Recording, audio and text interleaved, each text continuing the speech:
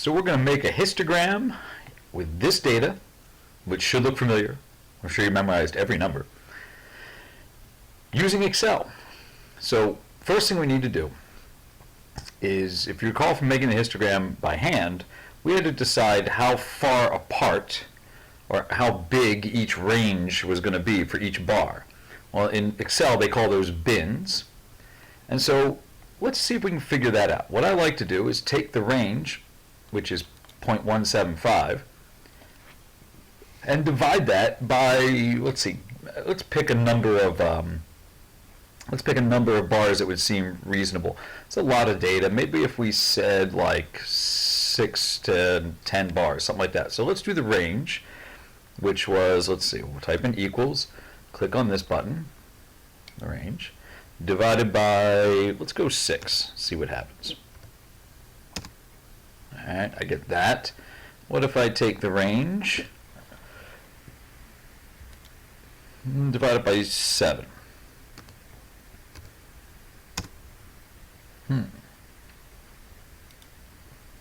Alright, I think this works. So there's a relatively evenish number, 0.027, sorry, 0.025. So I'm going to make each bin that big. So we're going to start with our lowest value. And our lowest value is, and actually this is a good reason to have it there, is 0.550. So if we start with that value, let's see, let's put this down. We're going to do about 7 bins, so we'll put it right here. So we're going to start with 0.550, enter. And now, let me do this real quick. I'm going to make every one of these 3 decimal places so we can see what we're doing. Now, what I'm going to do now is add 0.025 to that. Now, if you're feeling a little daunted by that mathematics, don't panic. Excel will do it for us. Hit equals. You could go this cell plus 0.025. And it'll take care of it for you. And we'll do that a few times until we've made sure we've included the largest value, which is 0.725. So we're going to continue this. We're going to say equals this plus 0.025.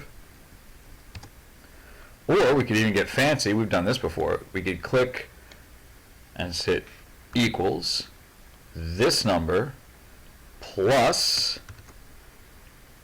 the one in this cell. But if we always want to use that cell, this is one of those situations where we'd use the dollar signs.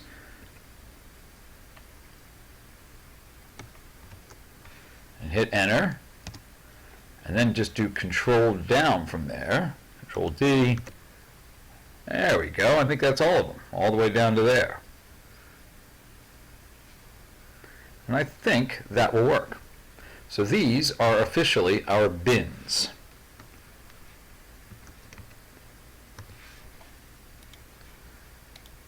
So we set those up. So we've divided the range to figure out a couple times to figure out a nice number for the bins, and we've decided on one, this number right here.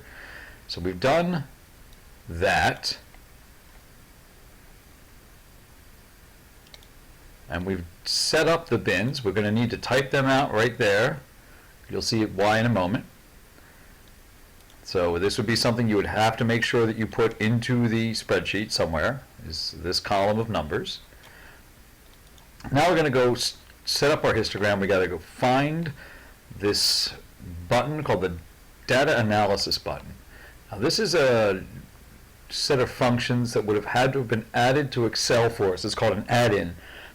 Pardon me. So when you go to data, click the data tab up here. If it's been added, it will show up in this upper corner right here. If it is not there, raise your hand. Right now. Quickly. Okay. Someone will be over in a moment to add it on there for you. Either myself or somebody, a student who has done it for me in the past and knows how to do it. So, we'll assume at this point that if it's not there, you will pause the video and wait until you have it. I'll wait. No, I won't. You can pause the video. So, we find the data analysis button. It's right here. And let's just make sure we found it. It's in the data tab. So you might want at this point, fill this out. We've done this, found this. This might be a good descriptor as to where to find it. Like look under the data tab. And now we're going to push that button. And there'll be a list of things that we'll do. I gotta be honest with you, some of them I have no idea what they do. I'm not a statistics guy. Exponential smoothing, I don't know what that means. But histogram, that's what we want. So we're gonna click on histogram, boom, and hit OK. And this box will pop up. So we just opened, whoops, I don't want to do that. We just opened the histogram dialog box. Now we have to fill in the various things here. First, let me move it over here. There we go. We are going to put in the input range. This would be your data. So we're going to go over here, and like we do every other time we've entered the data, we're going to click and drag across the entire data. So from here all the way down to here, and let go. And we have just inputted the data.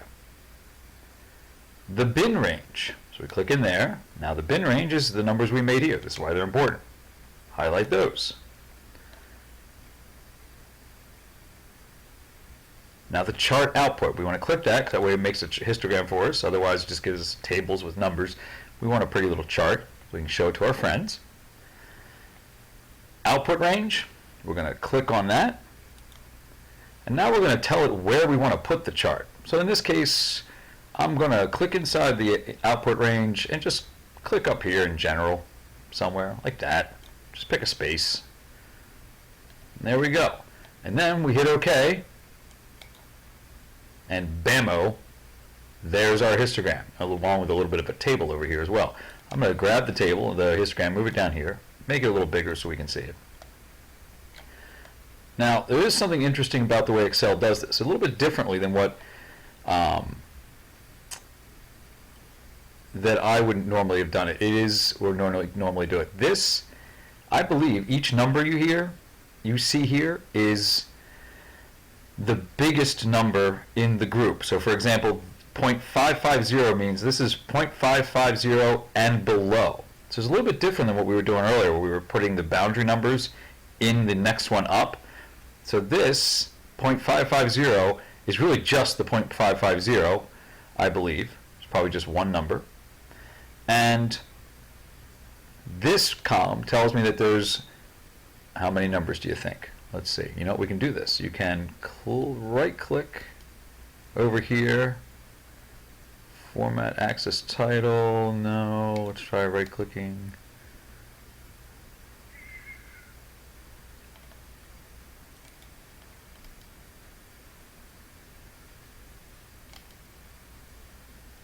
Aha. Okay, so if I can do this, I can go over here and I can click on the line here, and I'm going to add major grid lines to help me a little bit.